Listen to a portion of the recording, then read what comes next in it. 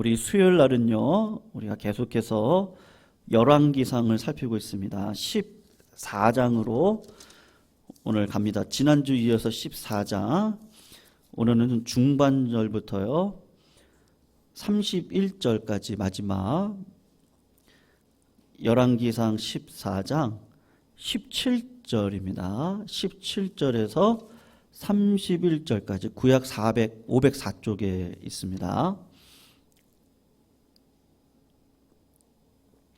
17절에서 31절 우리 같이 교독으로 읽고 마지막 31절은 함께 읽도록 하겠습니다.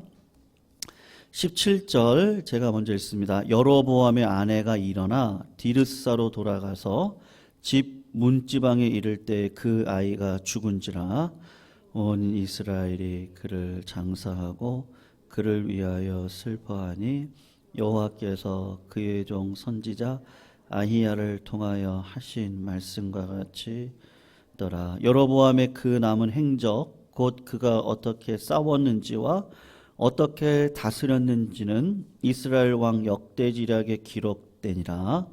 여로보암이 왕이 된 지 22년이라 그가 그의 조상들과 함께 잠에 그의 아들 나답이 대신하여 왕이 되니라.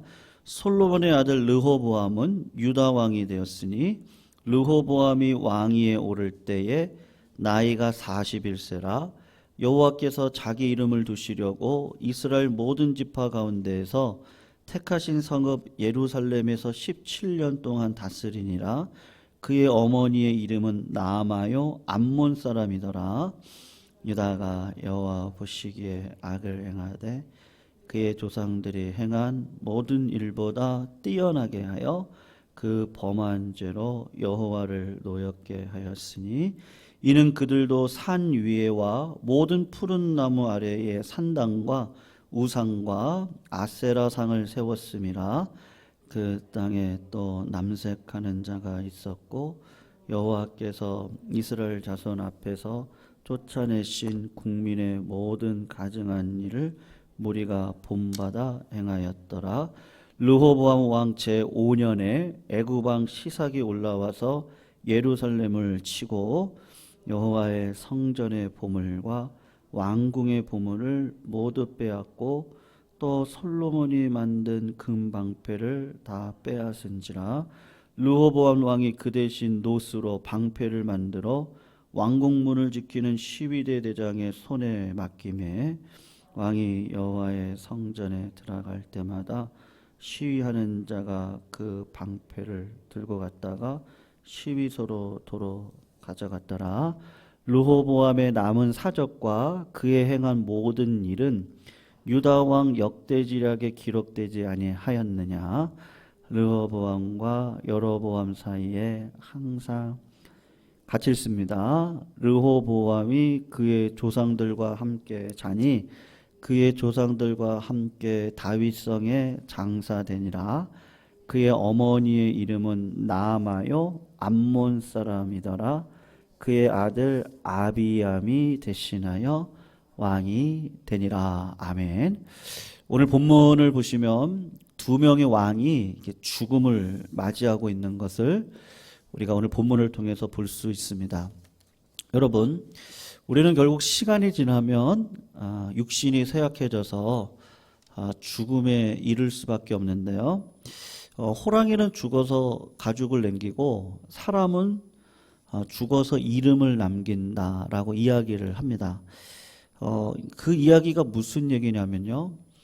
사람의 일생이죠. 그러니까는 나이가 70이고 강건하면 80이지만 그 나이의 그 자랑은 수고와 슬픔뿐인데 그냥 일생 살아가다가 끝나는 것이 아니고 인생이 짧긴 하지만 그 사람이 남긴 의미를 사람들이 기억을 한다라는 의미에서 보면 우리가 그냥 짧은 인생 한 100여 년 인생을 그냥 살다 가는 것은 결코 아니다라는 것을 알 수 있습니다. 그래서 이 땅에 존재론적인 의미를 갖는 날짜가 딱 두 날짜가 있거든요.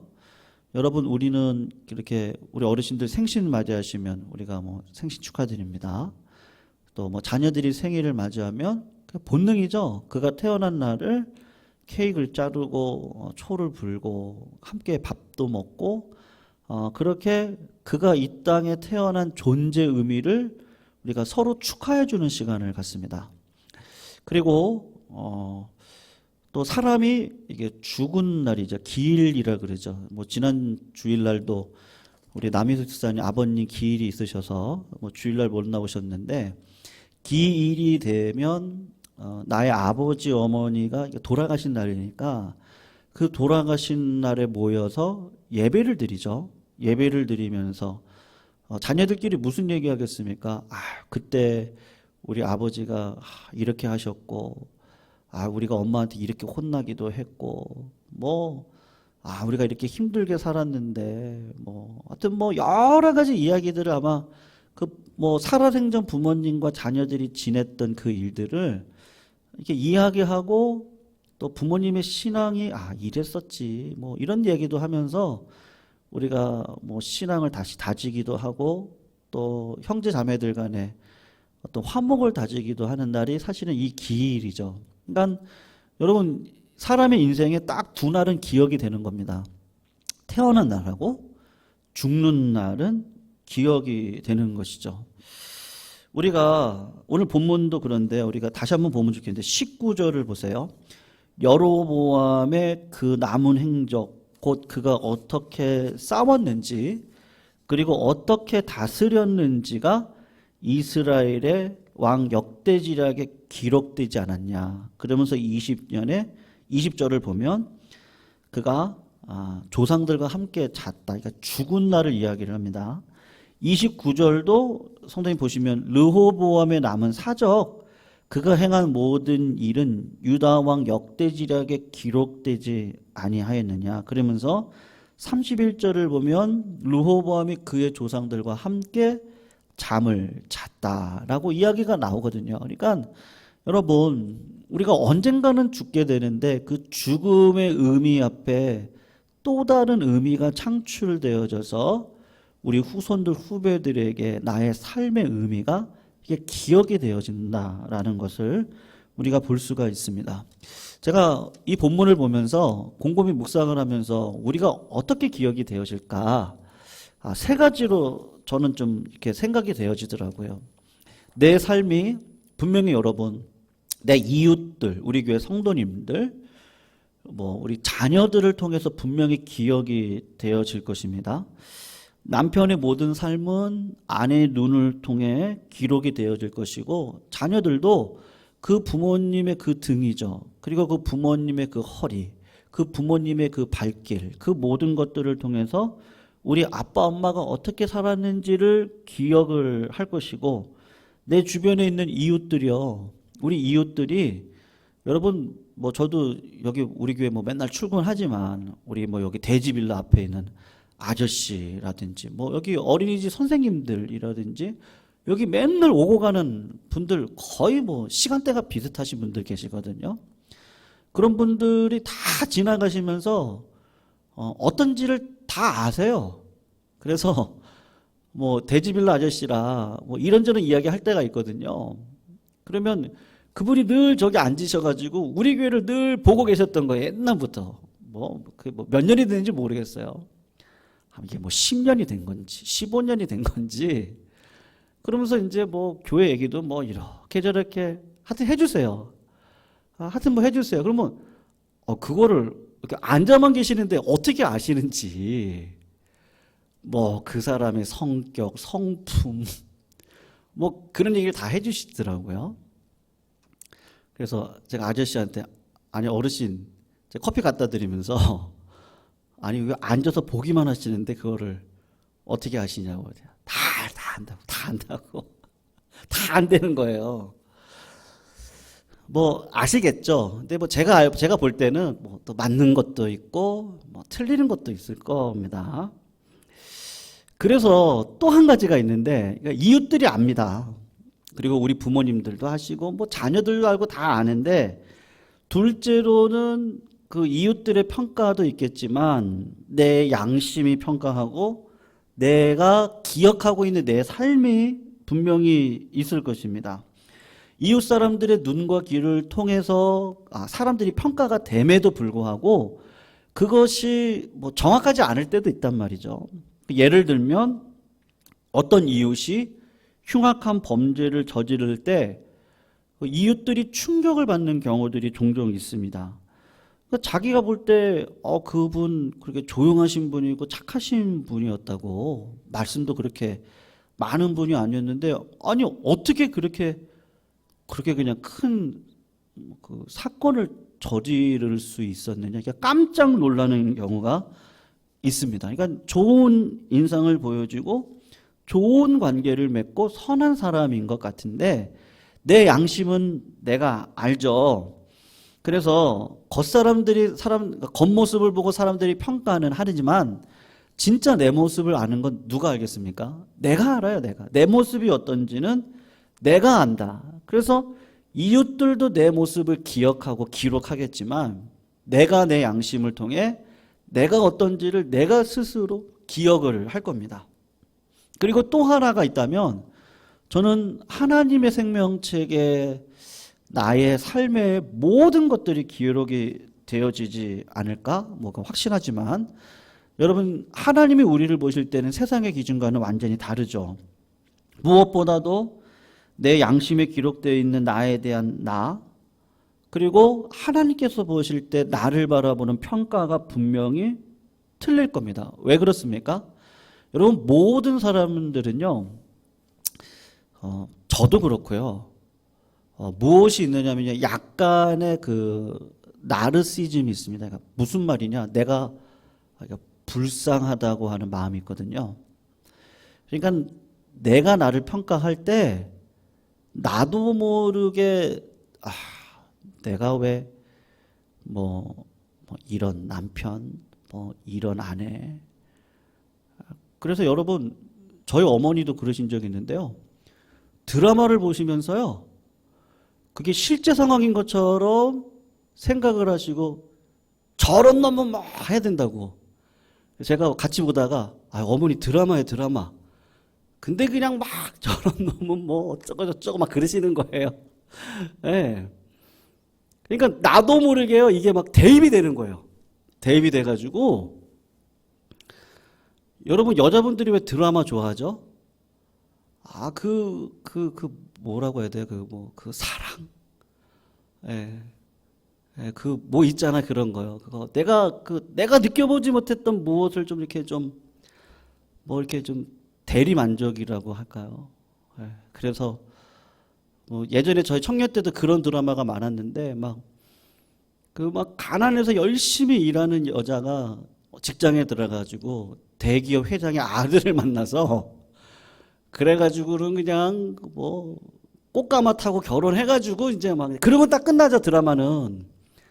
근데 실제로는 뭐 그렇지 않죠. 막 대기업에 들어가신 분들이 막 무시당하고 뭐 그러다가 실제로는 뭐 이런 일들이 많이 있는데, 여러분, 그게 무슨 얘기냐면요, 다 나르시즘이 있어요. 그래서 나는 내가 좀 불쌍하고 내가 위로받아야 되고 그런 것들이 다 있단 말이죠. 근데 하나님께서 우리를 보실 때는 어떻게 보시겠느냐 할 때는 하나님은 정확무오하게 보실 것입니다. 변명의 여지가 없이 하나님의 생명책에 기록이 되어질 것인데, 주님 말씀하시는데 너희는 먼저 그의 나라와 그의 의를 구하라. 그런즉 너희 하나님께서, 신명기 말씀인데, 너희에게 명령하신 대로 너희는 삼가 행하여 좌로나 우로나 치우치지 말고 너희 하나님 여호와께서 너희에게 명령하신 모든 도를 행하라. 그리하면 너희가 살 것이고 너희에게 복이 있을 것이다. 그러니까 하나님은 엿장수 마음대로, 하나님도 나르시즘이 있어가지고 뭐 내 새끼는 불쌍히 여기고 저 사람은 아니고 뭐 이런 게 아니라 그냥 말씀에 따라서 딱 우리의 삶을 생명책에다가 다 기록해 놓으시는데, 여러 가지 모습으로 기록이 되어지고 평가가 되어지지 않겠습니까? 우리의 인생이 100년의 인생의 끝이라면 세상 사람들처럼 체념 속에 그냥 여기서 잘 먹고 잘 사는 거에 목표를 두고 살아가면 되는데, 우리는 하나님 만나야 되고 또 다른 영혼의 그 천년의 인생을 하나님과 살아가야 되잖아요. 그럴 때 우리의 삶은 우리가 이 땅에서 100년의 인생을 준비하는 인생으로 살아가야 되니 결산의 때가 있다는 것이죠. 여러분, 사도 바울이 이런 얘기를 했습니다. 아무에게도요, 악을 악으로 갚지 말고 모든 사람 앞에서 선한 일을 도모해라. 할 수 있거든 너희로서는 모든 사람과 더불어 화목하라. 내 사랑하는 자들아, 너희가 친히 원수를 갚지 말고 하나님의 진노하심에 맡겨라. 기록되었으되 원수 갚는 것은 내게 있으니 내가 갚으리라. 주께서 말씀하시느니라. 내 원수가 줄이거든 먹이고 목마르거든 마시게 하라. 그리함으로 내가 숯불을 그 머리에 쌓아 놓으리라. 악에게 지지 말고 선으로 악을 이겨라. 여러분, 우리의 본능은 이대로 살 수 있습니까? 그러니까 절대로 이렇게 못 삽니다. 우리의 인생이 여기서 끝이라면요, 약육강식의 세상이잖아요. 어떻게 하든지 밟고 일어서서 내가 1인자의 자리에 서야 됩니다. 근데 그게 아니에요. 사도 바울도 그걸 알아요. 하나님 만나야 되고 모든 고난과 어려움, 형통까지도 하나님의 섭리 가운데 있다는 것을 알기 때문에 우리는 여기서 훈련받고 하나님을 향한 믿음, 소망을 잃지 않고 사랑의 열매를 맺고 살아가기를 원하시는 게 하나님의 뜻이죠. 왜냐하면 그 하나님, 내 아버지가 사랑의 하나님이고 내가 사랑으로 살아가는 그걸 통해서 그 사랑의 하나님을 만나 사랑의 완성이신 하나님과 영원을 살아가야 되는 거니까요. 사도 바울은 지금 내 인생 하나님이 보고 계시고 하나님의 뜻은 악을 악으로 갚는 게 아니니까 절대로 그렇게 하지 말고 선으로 싸우고 오히려 악인이 목마르고 줄이거든 먹을 것을 주고 오히려 사랑의 화신으로 살아가라고. 왜 그렇겠습니까? 내 인생이 여기서 끝날 게 아니거든요. 그래서 요셉도 여러분, 간수장의 아내가 자기를 유혹하면 한번 그 유혹에 넘어가고 높은 자리에 설 수도 있지 않겠습니까? 그러나 요셉이 했던 얘기보다 내가 어찌 하나님 앞에 득지하겠습니까? 차라리 감옥을 가고 말지. 왜냐하면 하나님을 만나야 되는 영혼의 인생이 있는데 이 짧은 인생 세상껏 의지하고 살아가는 그 원리 속에 내가 어떻게 살아갈 수 있겠습니까? 지금 그 이야기를 사실은 고백하고 있는 것이죠. 근데 여러분, 참 안타깝게도 오늘 본문에 나오는 여로보암과 르호보암의 인생을 보십시오. 두 사람 다 영적인 부흥기의 인생을 살아갔던 자들입니다. 솔로몬이 성전을 지어서 봉헌식을 할 때 아마 같이 예배를 드리면서 하나님의 영광의 임재를 맛봤던 자들일 겁니다.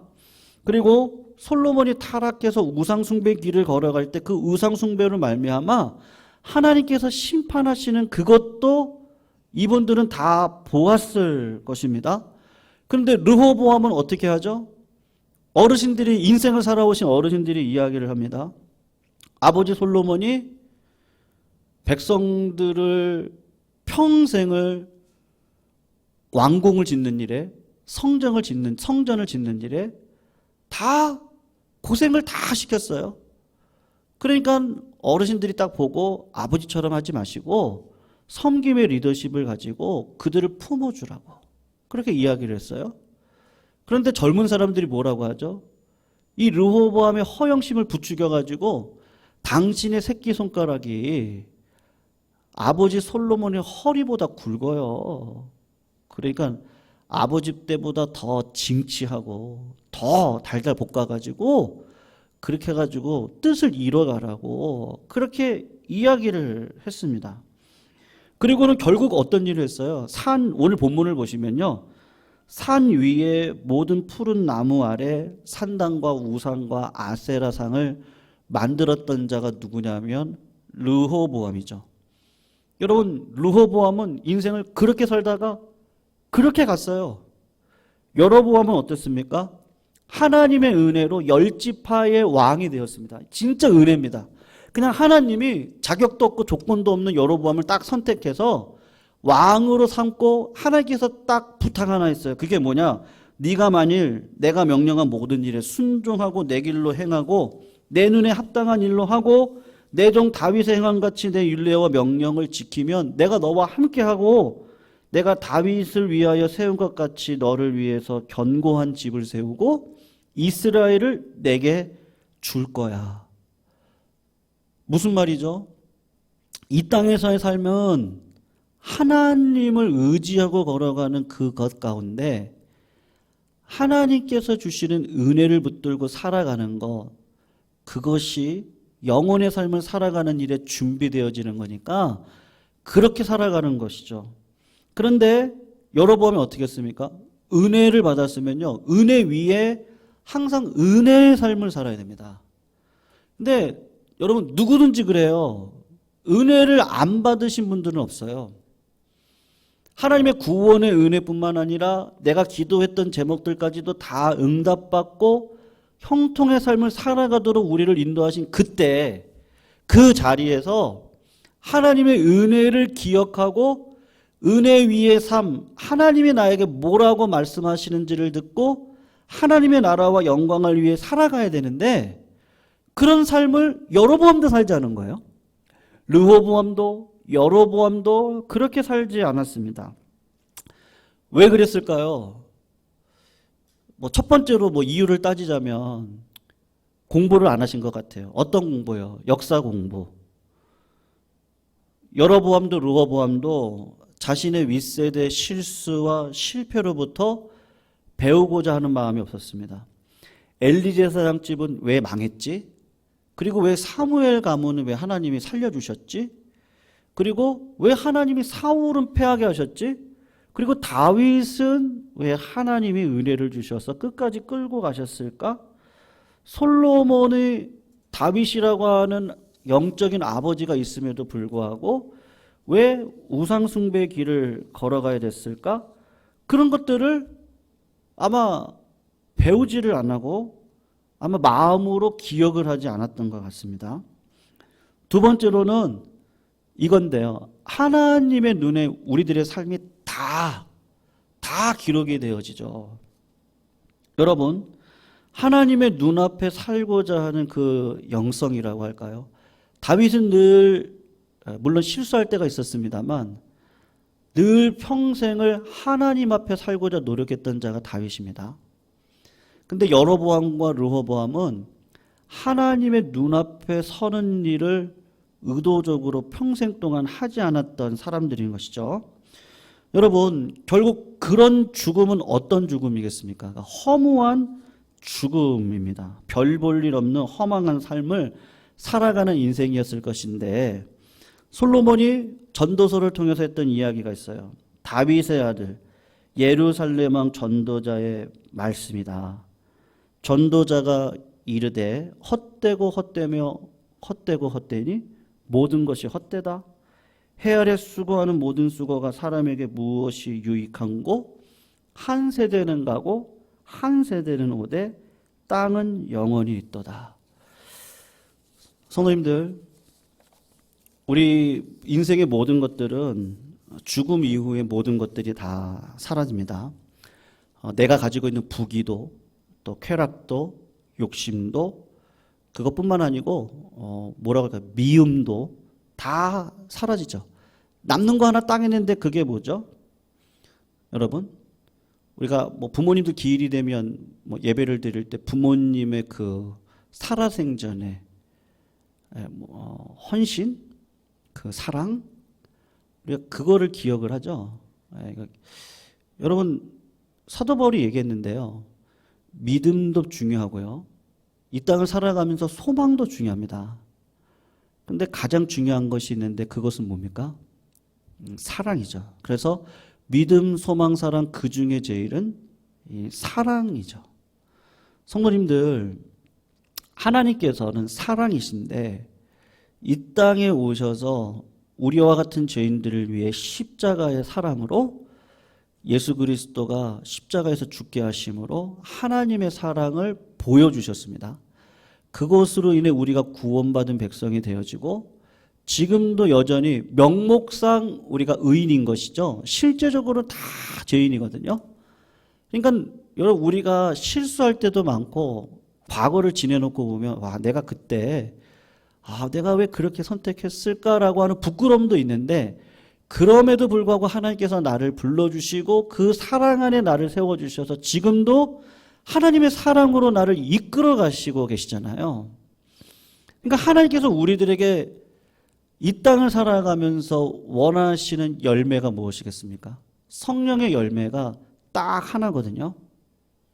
사랑, 희락, 화평, 오래 참음, 자비, 양성, 충성, 온유, 절제. 9가지인데 이 9가지는 하나의 열매에 이렇게 뭐라고 하죠? 9가지 면체로 이루어져 있습니다. 근데 왜 사랑을 성령의 열매에 처음으로 담았을까? 사랑이 아니면 여러분 분열 속에 어떻게 화평을 이룰 수 있겠습니까? 사랑이 아니면요.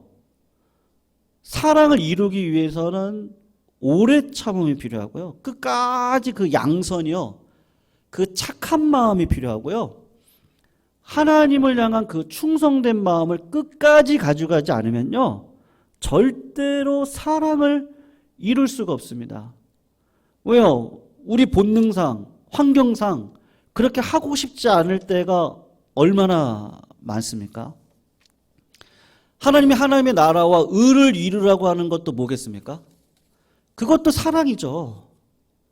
어떻게 하나님의 나라, 내 교회, 내 가정, 내 나라를 사랑하고 걸어가는 그것이 사랑하니까 그 나라를 이뤄가지 않겠어요?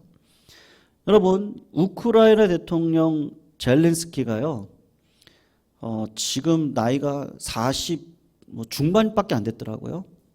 근데 제가 그분의 자료를 찾다 보니까 이분이 유대인입니다. 유대인인데 어떤 분이시냐 하면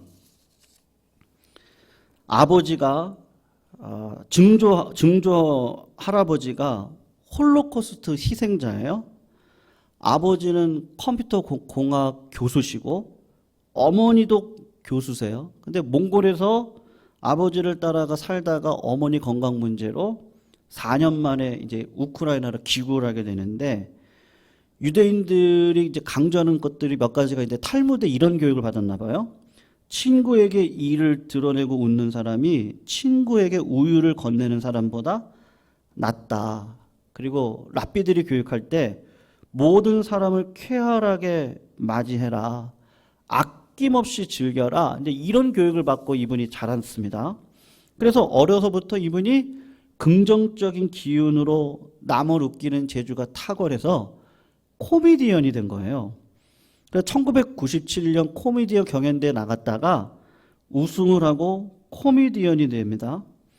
그렇게 해서 연예계에서 코미디언으로 활동을 하다가 2015년에 국민의 종이라고 하는 드라마가 있는데 거기 출연을 하게 돼서 그 드라마 내용이 뭐냐 하면 부패한 우크라이나 사회를 풍자적으로 비판을 하게 되는데 거기서 이제 뭐 주인공을 맡았나 봅니다.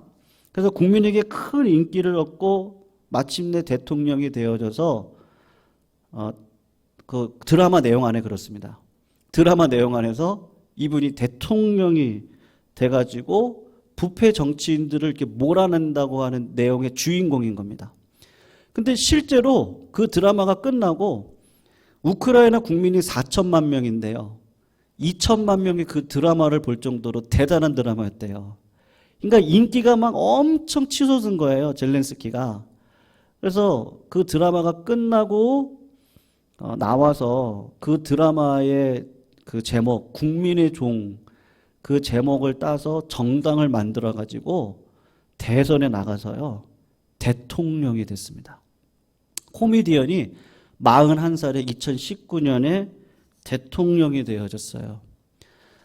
미국에서는 이렇게 비판을 했습니다. 어떻게 비판을 했느냐 하면 코미디언 출신 우크라이나 대통령이 옛 동료들을 중용하고 측근 정치에만 몰두하고 있는데 코미디언으로 채워진 우크라이나 정부가 많은 실책을 범하고 있고 우크라이나 정치는 코미디 호러 드라마와 같아서 전문가도 없고 외교관도 없고 외교관이 없는 외교부, 장군이 없는 군 지휘부가 있을 따름이다. 그러니까 아마추어 정치인이 아마추어 코미디언이 이제 아마추어 정치인이 돼가지고 대통령이 되니까 이 나라가 금방 망할 것 같다. 그렇게 이야기를 했던 거예요.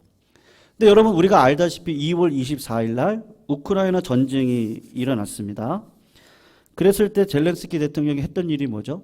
18세부터 60세까지 국민 총동원령을 내렸습니다. 그리고 전쟁이 발발하고 난 다음에 우크라이나 대통령을 암살하려고 3번이나 시도를 했다고 그래요.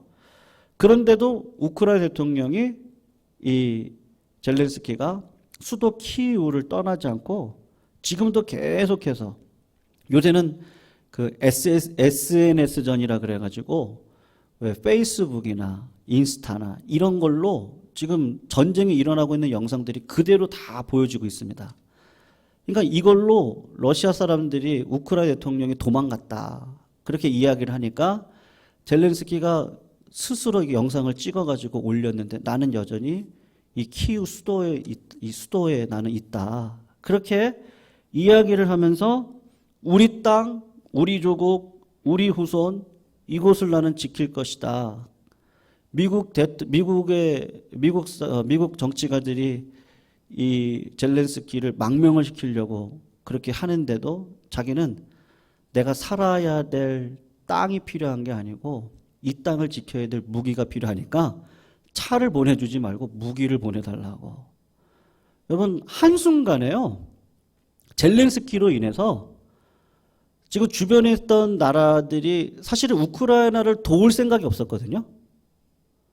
왜냐하면 돕게 되면 3차 대전이 일어날 수 있는 상황인데 이 한 사람의 그 나라 사랑하는 마음이요. 그래서 3월 3일인가 그 서방 기자들이 와가지고 인터뷰를 했는데 당신 두렵지 않냐고. 그랬더니 젤렌스키가 내가 왜 안 두렵겠냐고. 근데 대통령이니까 두려워할 권리도 없고 나는 이 나라를 지키는 게 사명이어서 나는 이 나라를 끝까지 사랑할 거라고. 그렇게 이야기를 했습니다.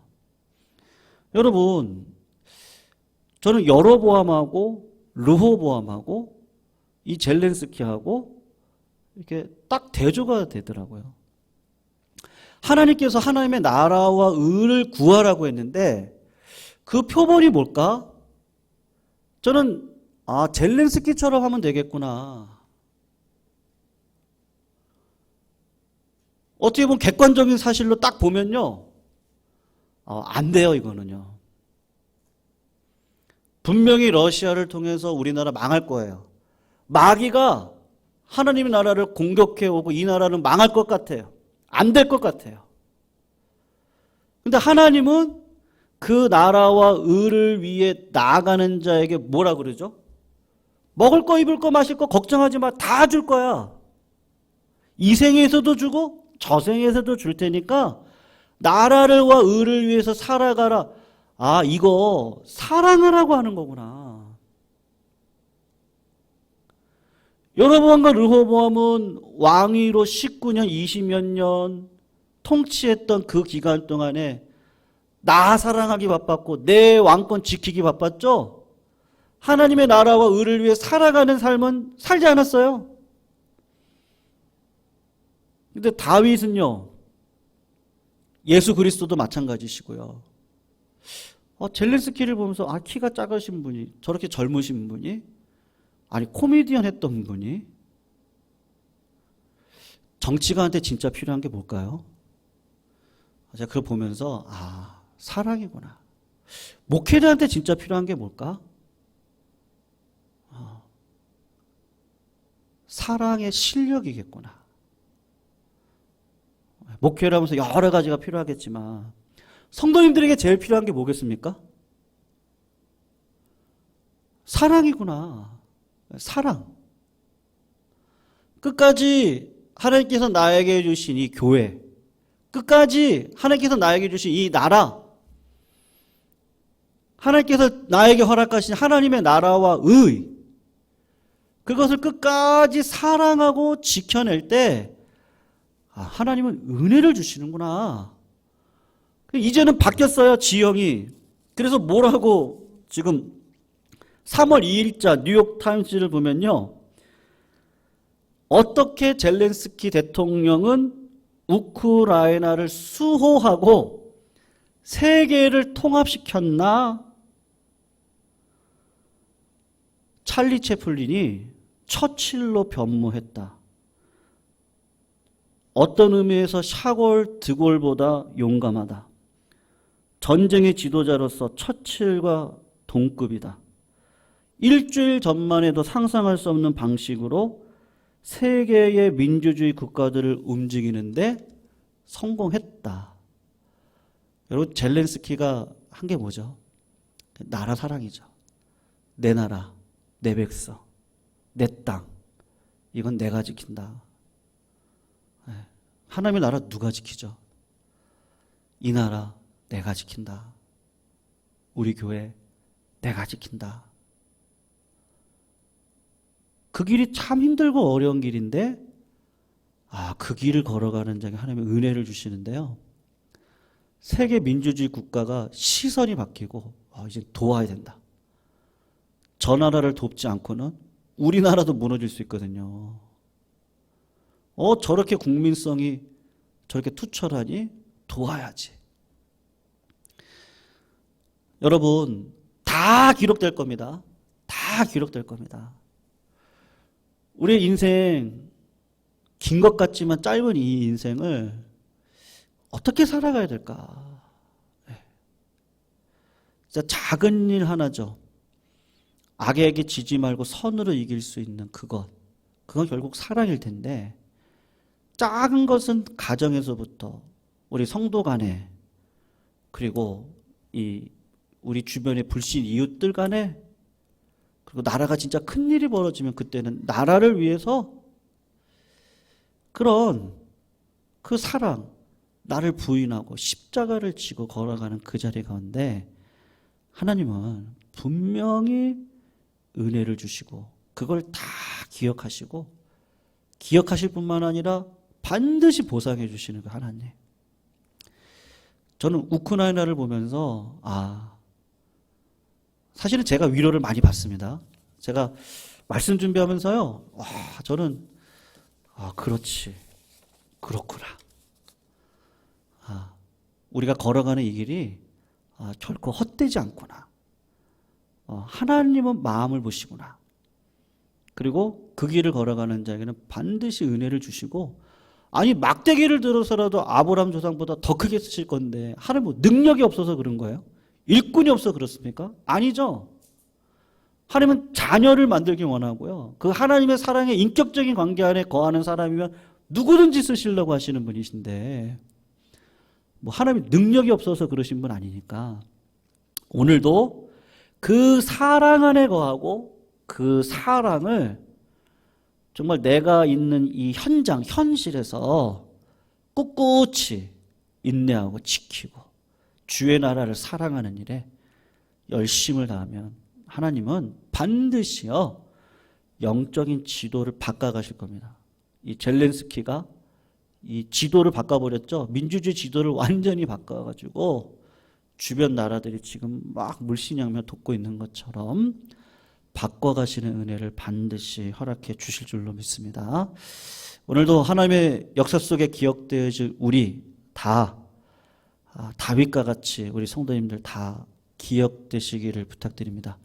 나이는 상관없습니다. 우리가 하나님 앞에 청년의 세대로 살아갈 수 있는 그 마음만 있으시면 하나님 우리를 분명히 들어서 하나님의 영광 가운데 그 영원하신 기업을 이어갈 수 있는 백성으로 삼아 주실 줄로 믿습니다.